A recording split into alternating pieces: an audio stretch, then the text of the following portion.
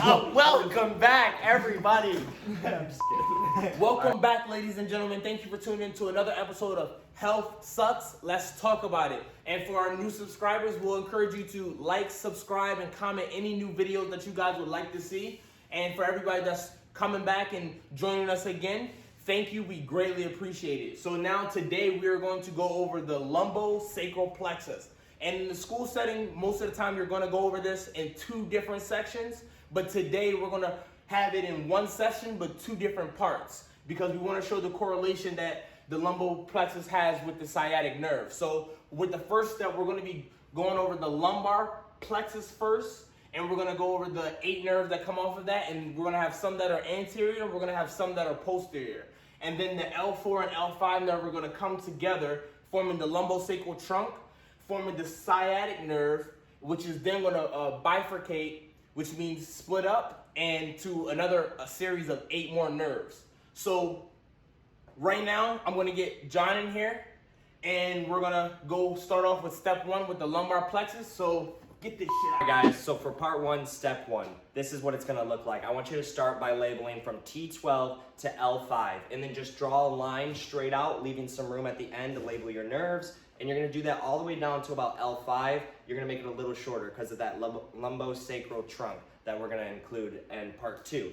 So for part 1, to finish this step, it's gonna look something like this. The subcostal nerve has a connection to the L1 root. And even though it has this connection, I want you to note that the subcostal nerve is actually not a part of the lumbar plexus. So let's continue with step 2.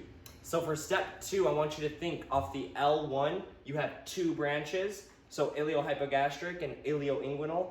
And the connection between L1 and L2 is the genitofemoral. Because remember, you have 2 testes or 2 ovaries. Either way, that's how we kind of remember that. So let's move on to step 3. So for step 3, you want to make your connections with L3. And Netters depicts his obturator nerve and his accessory obturator nerve coming off of L3 like this. So this is how I do it. So L2, 3, and 4, make your obturator. And then coming off of L3 and 4, make your accessory obturator. So pretty simple step. Now for step 4, it's going to be posterior branches or divisions off of the lumbar plexus. So for this, we're going to have the lateral femoral cutaneous nerve coming off of L2 and having contributions from L3 as it goes up. So for this one, I really just make an X with the purple color, or just an X if you don't have colored pencils. And that will create the femoral nerve, which has connections from L2, L3, and L4. And you also notice I put 2 more nerves, which are the nerve to the iliacus and nerve to the psoas, because these are clinically important for you to know. And Dr. Todd will explain that in just a second. But let's move on to step 5. For step 5, remember, we're going to make the connections between L4 and L5, which is the lumbosacral trunk turning into the sciatic. And now that pretty much wraps it up for part 1. And I'm going to have Troy do part 2 with continuation of the sacral plexus down here. But before we do that, I'm actually going to allow Dr. Tado to come out here and give you guys another clinical or fundamental understanding of what the lumbar plexus looks like and what it looks like coming out of the body. So, Matt! Oh, hello. So, let's go through and talk about the cutaneous innervation. So, as we look, we have the subcostal nerve. The subcostal nerve, sub means below, costal means rib. Your subcostal nerve is going to come in the area underneath your rib. Iliohypogastric, the area right below that is your hypogastric region. This is where the iliohypogastric nerve is going to supply cutaneous innervation. Ilioinguinal, the inguinal ligament runs right here, and it's going to pass over the skin in that area. The genitofemoral is going to pass more medial around and supply the skin around your genitals, including the labia and the scrotum. Then we have the lateral femoral cutaneous innervation, which is going to be the lateral portion of your leg. And the femoral nerve is going to provide the front. The obturator nerve is going to provide the medial compartment. Another important clinical note is the genitofemoral nerve is the only one that pierces through the psoas major muscle. The rest of them will go around. And you can use that in cadaver lab or in your knowledge of anatomy to be able to organize the lumbar plexus in your mind and in person. Whoa, that guy's amazing.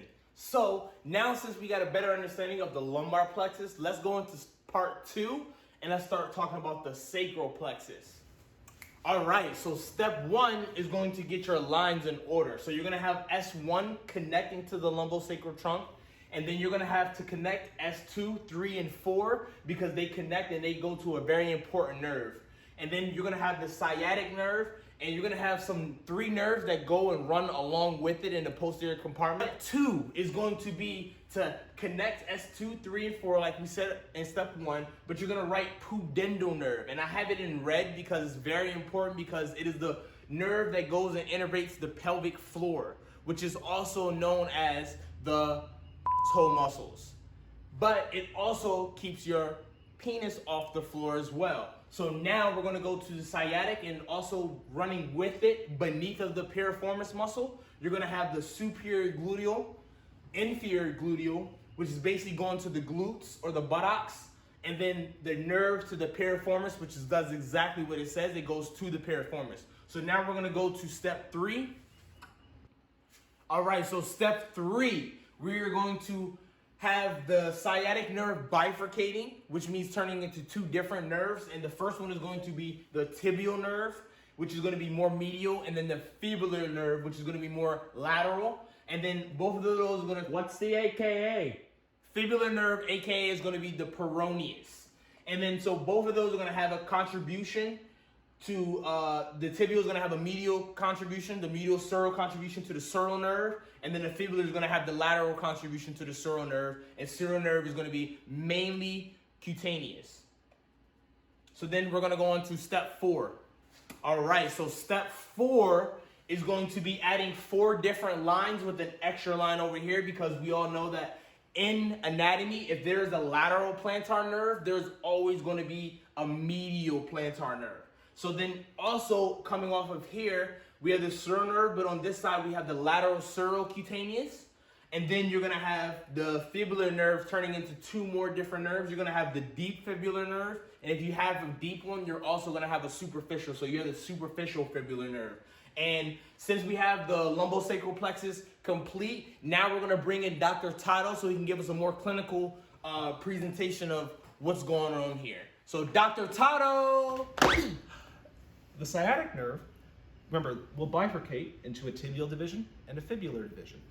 The tibial division is going to come down the back of the leg, and it will then supply the posterior compartment of the leg, pass through the medial tarsal tunnel, and then give off the lateral and medial plantar branches. Now, when you jump, you plant into your foot. So all of those muscles, as well as the muscles that actually help you jump, the posterior compartment, is going to be supplied by the tibial nerve. The fibular nerve is going to come off of the sciatic. At the popliteal fossa, it will bifurcate away from the tibial, and it will supply the lateral aspect of the leg. The motor includes all of the fibularis muscles, and then it will also supply the lateral sural cutaneous, the lateral cutaneous innervation for the leg. Wow! Thank you guys, and thank you too for helping us out today. I appreciate you guys for watching, and I hope you learned something today. It was a little bit more dry, but I think we still had a good time. And Matt, thank you for hoarding toilet paper and not your knowledge. It's been a pleasure, dude. Thank you guys, and if you have anything to say, let them know. Just don't forget to hit that subscribe button and to hit the notification bar so you can see our next post. Thank you guys. Thank you guys. We love you. Till next time. Do it again. Later.